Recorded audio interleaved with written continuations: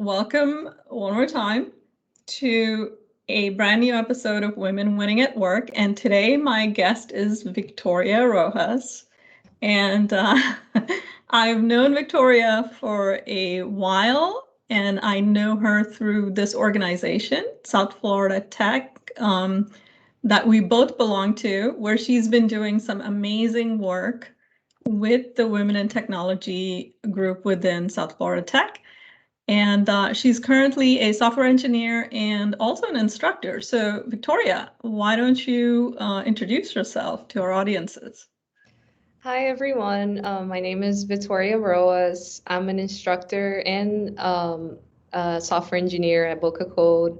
I recently changed my career into tech and I started getting involved with the community, and that's how I met Barca, and this is who I am.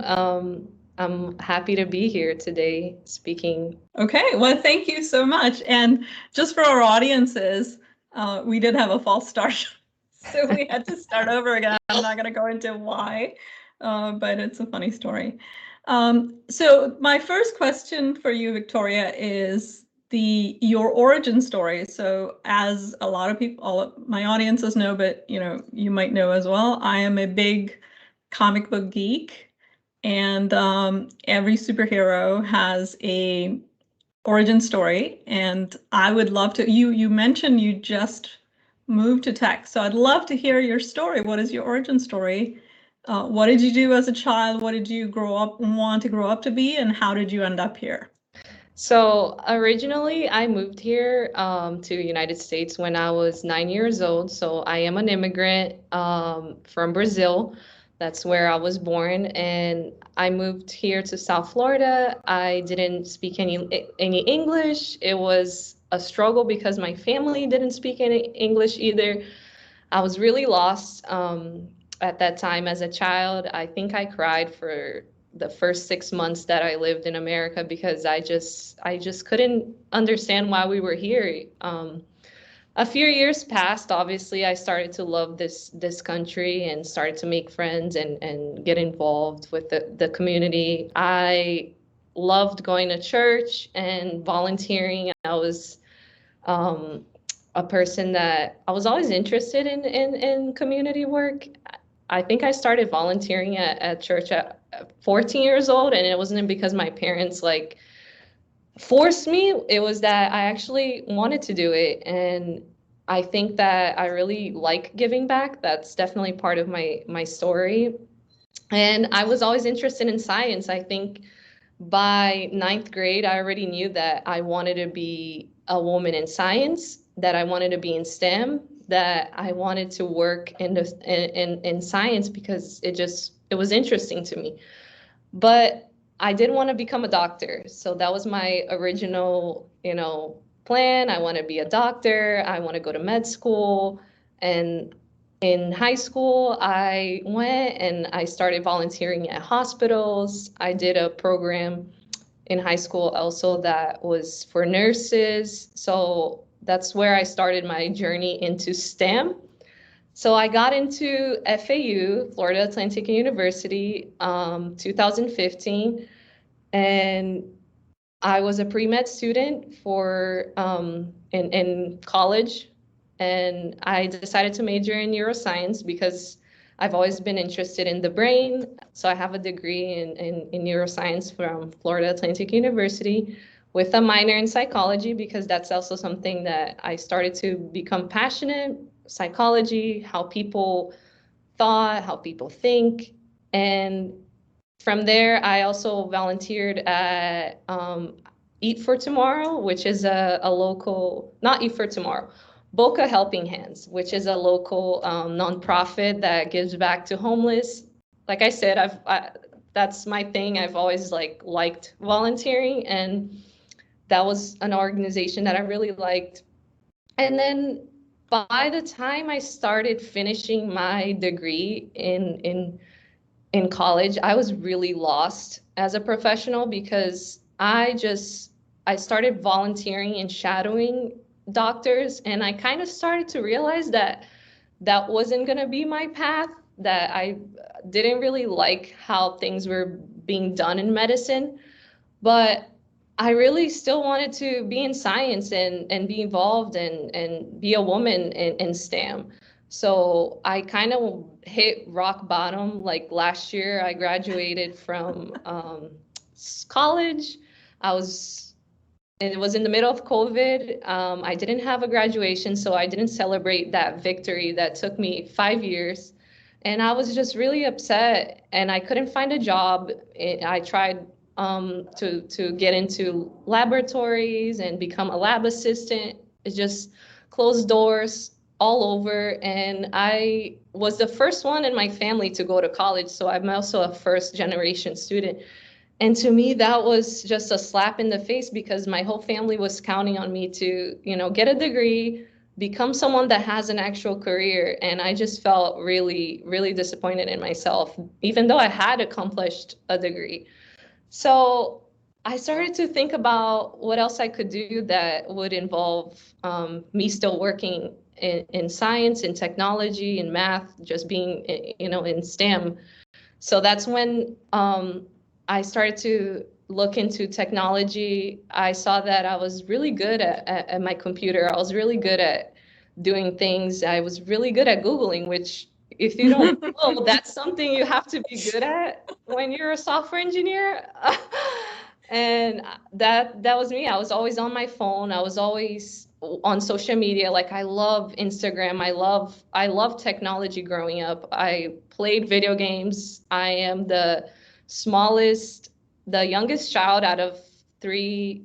Yeah, I have three older brothers. So I grew up, playing a lot of video games, doing a lot of manly things, which I think also helped me be comfortable with science.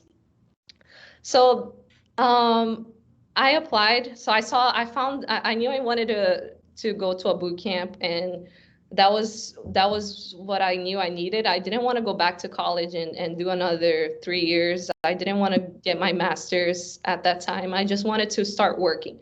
So I said, you know what, I need to do a boot camp. I need to learn anything about technology so I can get a job, so I can be there doing this. So I applied for Boca Code had a scholarship that's called Engineer the Change. It's given by Tech Strong, and City Furniture at the time also helped.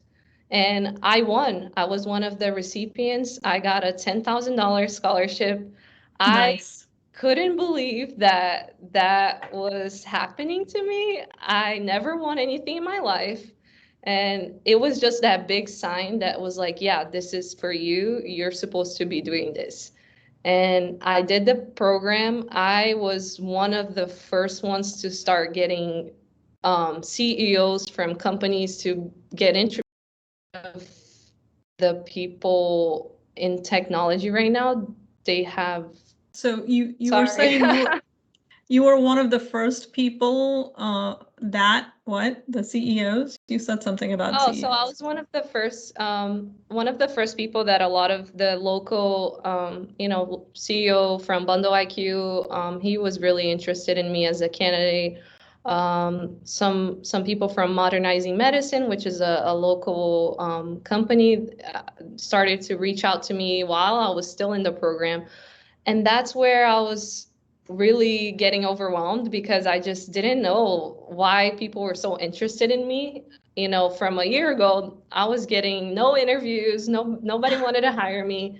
And just because I was doing this certificate, people were like, we need you, getting, like, oh, I want you to work for me. And it was a little overwhelming. I was a little scared. I think that's the best word.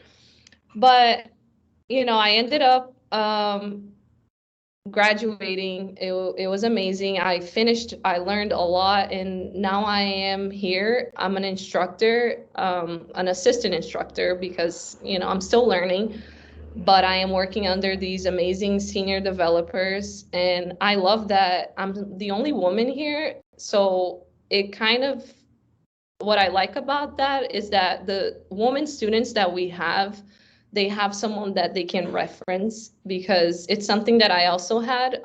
You probably know Michelle. Yes. yeah, she was one of my mentors and instructors. And that was really important to me, to see someone that was a woman that was like, yeah, you can be a software engineer. Like, we're there, we exist, even though we're a small percentage. We're still, trying to get more women to be in tech. So for me, I really feel like my role is, it's amazing, and I like that I get to be this example of, you can do it. Yeah, So that's no, a little bit of my story. yeah, no, what a fantastic story. And of course, I have a couple of follow-up questions for you.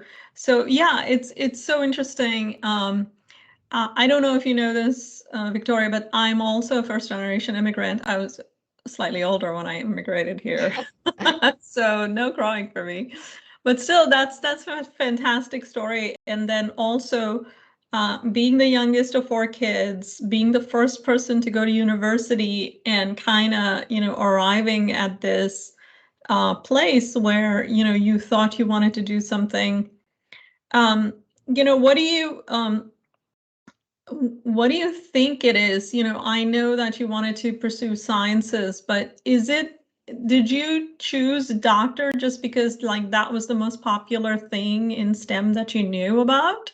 Yeah, Or I think that that's a really good question, because I think I was pushed into being a doctor because I kind of only knew women in that field, right? You don't there's right now, I think there's like 50% woman doctor, 50% male doctor, so it's something very common. But that is something I kept thinking about when I started going into tech. I was like, why didn't anyone tell me I could be an yeah, engineer? They told me, yeah, you could be a doctor, you can be a nurse, you can be a PA, right? But nobody ever told me, yeah, become an engineer. Why don't you go to school and get a mechanical engineering degree? Nobody ever told me that. Like, my family, in a way, pushed me towards that route because that's what people think it's the right route for women, and I think that's the only place women think they can succeed and have high paying jobs right. is in the healthcare field, right? Because there's so many of us there. So now yeah, absolutely. Now I'm like, yeah, I'm in the right place because I am a strong woman that can break barriers and help build um, build this field to be more accepting and to have more women. So yeah, that was a good That's question. Yeah, no, that's fantastic. And then the other thing, other comment I want to make before I get to my next question is I notice, you mentioned it in a way that you graduated university with a degree. You had sort of accomplished something, being the first not only person in your family, but a woman to have a university degree, but there was no celebration. And then just a year later after the boot camp, it was a completely different story. So tell me a little bit about, that. How did that feel? And, what you can tell other people who are listening about, that sense of achievement, because everything that you did taught you something, right? Brought you here. So Yeah, so I think that for me, what I would want people to know is that when I graduated and I didn't have, what I expected after, I think that I wish sooner I would realize that I just had to try other doors and to try other things and to get out of my comfort zone, really, which is something I also learned here, that it's like, feel comfortable with the uncomfortable. That's when you're gonna grow. That's when you're gonna become better. And I would also like people to know that you can celebrate your wins, because I think that, I don't know if this is a woman thing also, that, we do things, we do, but it's not, we never feel like it's enough. We're just like, we could have done more. I mean, at least that's how I feel a lot, but I'm really working on trying to understand that my victories are important and they should be celebrated, and that every little thing, it's like you said, it really builds up to where you are. Like that neuroscience degree, that was really not didn't feel like a win. A year later, it was what was helping me open so many doors and make me a candidate that stood out to companies. Yeah, So yeah, yeah. that's awesome. Wonderful. I love hearing stories like this. This is why I do this podcast. So moving on to the next question, Victoria, is what are the biggest challenges along the way? And I know you shared a little bit, but I'd love to hear like, incidents, whatever, whether it was physical, mental, in your case being an immigrant, language barrier, all kinds of stuff. So what was the biggest challenges that you faced in your path to being a assistant instructor as well as software engineer today? Well, for me, I had a rocky road throughout my childhood because I felt very lonely. My parents were working a lot all the time, both of them. My brothers, they also worked a lot. So I was a very lonely child. I suffered with that because I just didn't feel like I had a lot of support. So I would try to get that support outside, which led me to a lot of trouble. But I with can't imagine. yeah, but with time, I would fall and I would pick myself up. But one of the things I wish I knew before was that I was struggling a lot with my mental health, and I didn't know, especially because I come from a culture that we're still working towards understanding like mental health better. And my parents really, it's like if you feel sad, oh, like why don't you pray about it? Which is nice, but sometimes you need a little bit a professional. So I think that's another reason why I got into psychology in college, because I felt I was drawn towards that because I was feeling like I needed some mental health support. So another awesome thing that happened when I did the program was that I made it, but I was crying every week. And I thought it was normal that I was crying. I would cry in front of people too, in front of my instructors, in front of my colleagues. And I thought that was normal behavior. And then after I finished the program, my husband, he told me, he's like, look, I think that you should talk to someone. You should talk to a therapist. I don't think this crying that you're having, all these emotions, you don't know how to deal with that, right? So I listened to him. I got a psychologist from Brazil. She's amazing. We're doing virtual. And I started to work on my mental health, and I did a complete 360. So I think that I wish I knew that was something that I feel like if I've done it younger or, earlier in my age, I think that would have been better for me. But I'm glad that I did. Now I'm taking care of that.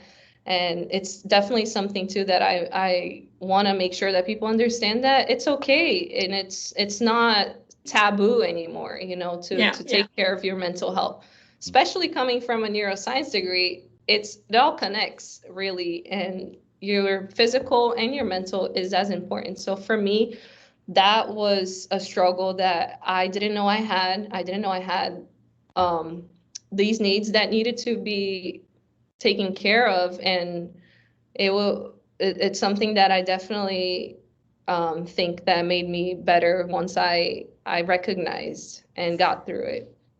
Yeah, and that's remarkable. Thank you for sharing that with us. It's remarkable also because as an assistant instructor, especially with other, people, not just women, but just people of different backgrounds or whatever, I think that you're in such a wonderful place to support others who may be going through that. So thank you for sharing that. I truly appreciate that. That's great. Fantastic.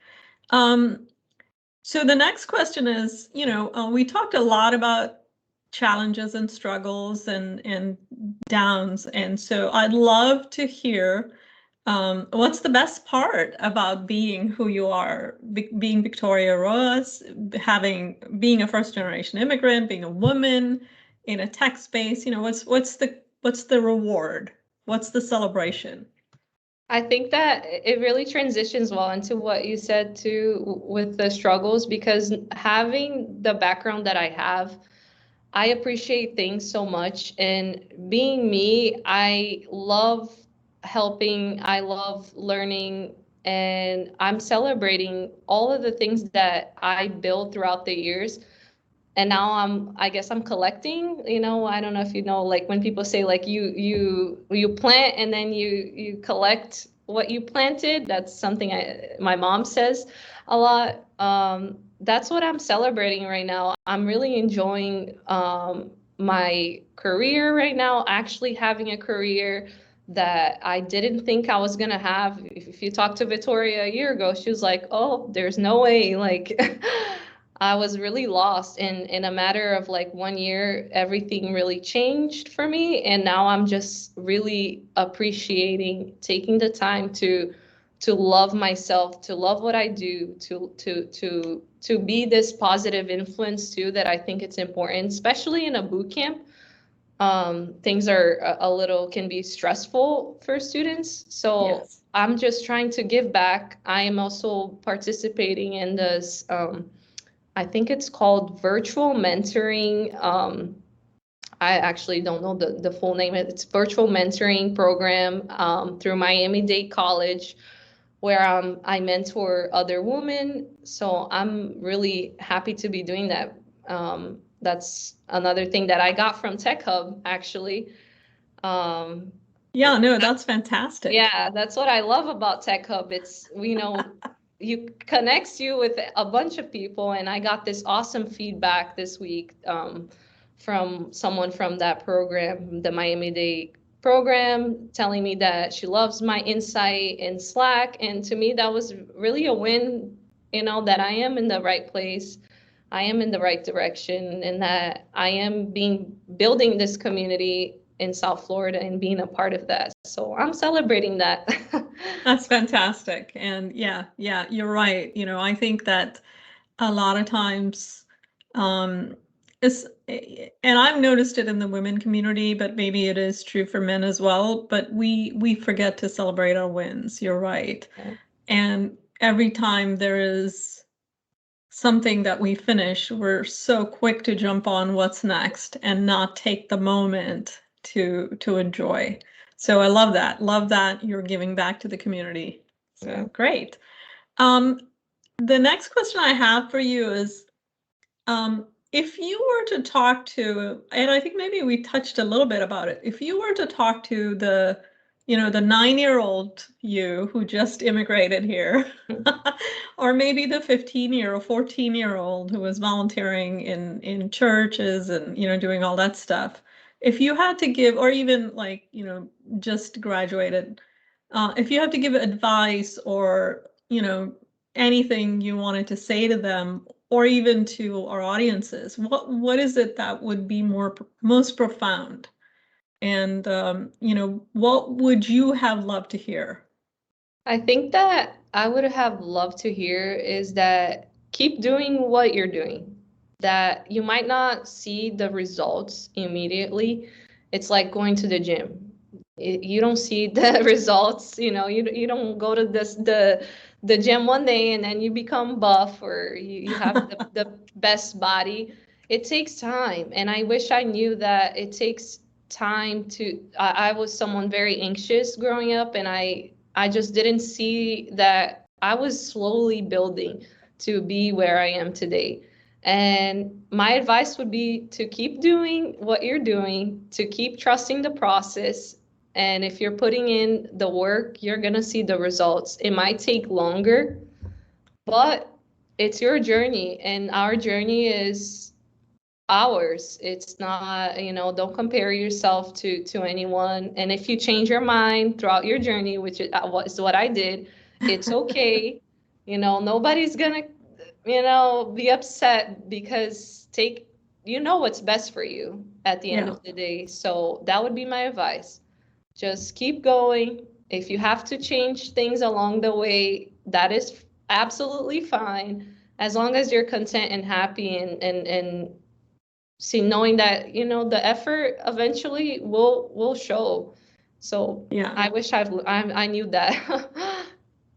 Yeah, no, absolutely. That's really amazing advice for anyone. But it's funny. I look back at my own life, and I've jumped around quite a bit. It's easier said than done, right? Because sometimes when you're in that young space, even if somebody's telling you something, it's sometimes you have to live through it to know, Right. right? Yeah. Yeah, I but learned a lot like that. yeah, but you do bring up you brought up a good point earlier about you going to medicine. My family wanted me to be a doctor also because I was good in school, and all Indian parents want their Yeah. daughter to be a doctor, right? Kids to be a Right. doctor. And I knew from the very beginning, I didn't like the sight of blood. I didn't want to be a doctor. Like, it was not for me. So I'm glad we found technology. But Yeah. I think that that's the other thing, is exposing young people to different options would be a lesson that I learned from you, from your story. So Right. Yeah, yeah, I agree with that. It's that I wish we had, you know, more options. I think that especially as women, it's very limited. People, even from our advisors, sometimes they don't even believe in us. And yeah, I agree with that. I think that that's something that I want for I don't have daughters, but I have three nieces, and I want to be that aunt that tells them, hey, you can do whatever you want. If you right. want to be in art, you can be in art. If you want to be an engineer, you can be an engineer. You want to be a scientist, there's so Yeah. many things you can do. You don't have to try to stay in one lane. And Yeah. Yeah. yeah. Yeah. No, that's fantastic. And finally, we're wrapping up. So I'd love to hear what you would like to share with our audiences. First of all, where can they find you if they want to follow you, or they want to follow your progress?